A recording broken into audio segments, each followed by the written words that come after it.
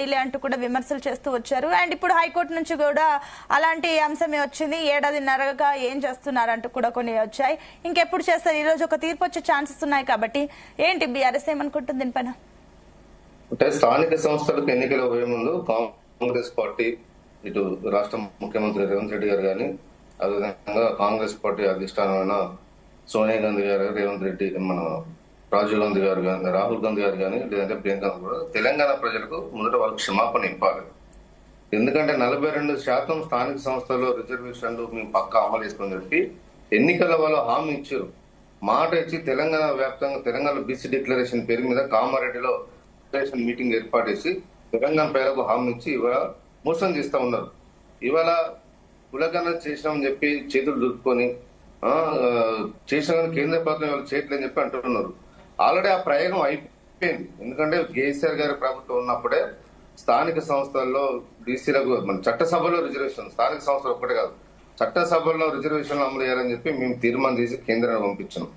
ఇవాళ వీళ్ళు కులగణన చేసి మీరు రాష్ట్రాల్లో పెంచుకునే అవకాశం ఉందని మేము ఖచ్చితంగా మేము పెంచుతామని చెప్పి కేంద్రంలో బడేబాయ్ నరేంద్ర మోడీ గారు ఉన్నారు, కేంద్రంతో మీ సఖ్యతగా ఉంటారని చెప్పి మాట్లాడిన ఇదే రేవంత్ రెడ్డి గారి ప్రభుత్వం ఇవాళ 18 నెలల కాలమైనా కూడా ఇప్పటి వరకు స్థానిక సంస్థల్లో ఎన్నికల్లో రిజర్వేషన్లు పెంచడానికి ఎందుకు కేంద్ర ప్రభుత్వం మీద ఒత్తిడి తీసుకురాలేకపోతున్నారు, ఎందుకు ఒప్పియలేకపోతున్నారు? ఒప్పిస్తామని చెప్పారు ఎన్నికల్లో మీరు హామీ ఇచ్చారు కదా.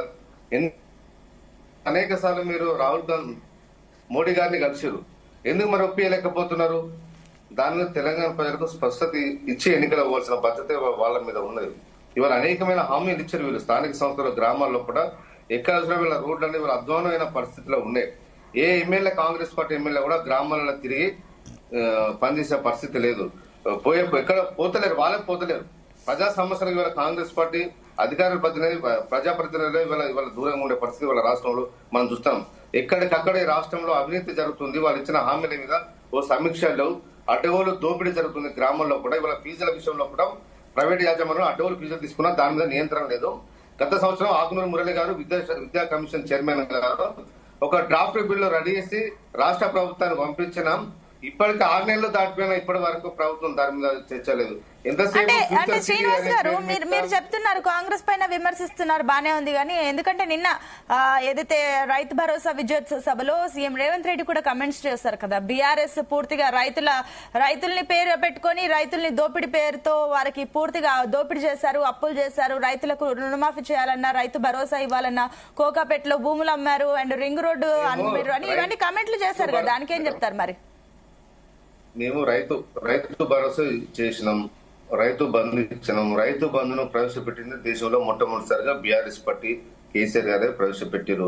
ఇవాళ వీళ్ళు ఎన్నికల్లో మేము ఇచ్చిన 10,000 కంటే, ఎకరానికి 10,000 కంటే అదనంగా ఎక్కువ ఇస్తామని చెప్పి వీళ్ళు ఎన్నికల్లో హామీ ఇచ్చారు. ఎన్నికల్లో హామీ ఇచ్చిన దాన్ని అమలు చేశారా? ఎందుకు మీరు ఇచ్చారు, ఇచ్చి అప్పులు చేశారు, భూములు అమ్మేశారు, ఈ రకంగా అమ్మి మరి రైతులకు ఇచ్చారని చెప్తున్నారు. రైతులకు ఇస్తే అప్పు కాదు, రైతులకు ఇన్వెస్ట్మెంట్ ఇస్తే అప్పు కాదు, ప్రాజెక్టులు కడితే తప్పు కాదు.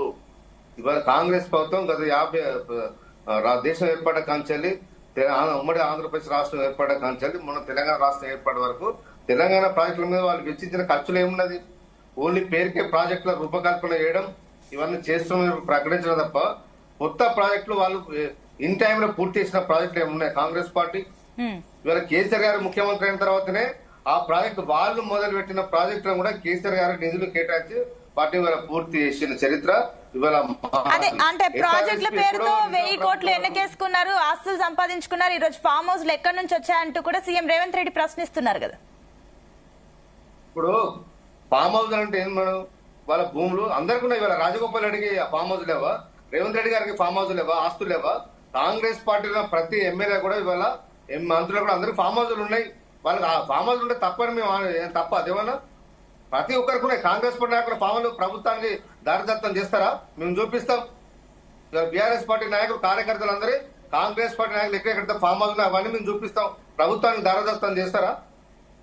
అంటే ఫామ్ హౌస్లు ఉండడం తప్పు కాదు, కానీ అంటే ప్రభుత్వ ఆస్తులు ప్రాజెక్టుల పేర్లతోటి ఆ కోట్లు సంపాదించుకొని ఆ రకంగా ఫామ్ హౌస్లు కడితే తప్పు అని చెప్పేసి అంటారు కదా. ఇప్పుడు అక్రమంగా సంపాదించుకున్నది కాంగ్రెస్ నాయకులు, దోచుకున్నది వాళ్ళు. కాంగ్రెస్ పార్టీ హయాంలో మొత్తం తెలంగాణ దోపిడీ గురైంది. సీమాంధ్ర ప్రాంత నాయకులు ఆర్థికంగా బాగా బలవంతులైపోయారు. వాళ్ళు ఇచ్చిన ఎంగిలి మెతుకుల కాచిపడి తెలంగాణ ఆనాటి మంత్రులు మౌనంగా ఉండడం వల్ల తెలంగాణ ప్రాజెక్టులు పెండింగ్ లో ఉన్నాయి. ఆంధ్ర ప్రాజెక్టు ఇప్పటికే అన్ని నదుల కింద పరివాహక ప్రాంతాల కింద ఆంధ్రలో మొత్తం ప్రాజెక్టులు అన్ని వాళ్ళు కంప్లీట్ చేసుకున్నారు, కెనాల్స్ కంప్లీట్ చేసుకున్నారు. ఇప్పుడు అదనంగా గోదావరి నీళ్ల కోసం ఇవాళ టెండర్ వేసి పెట్టుకున్నారు వాళ్ళు.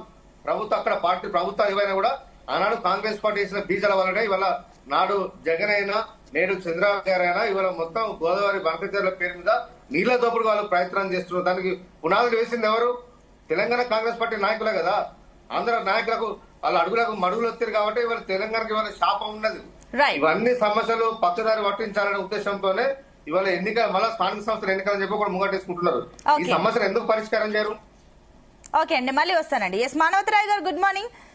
సో ఏం చెప్తారు పూర్తిగా ఈ రోజు ఏదైతే స్థానిక సంస్థల ఎన్నికలకు అనుకున్న సమయంకి అది నిర్వహించకపోవడం వల్ల ఈ రోజు కాంగ్రెస్ పార్టీకి భారీగా విమర్శలు వస్తున్నాయి. మీరు చెప్పిన హామీలను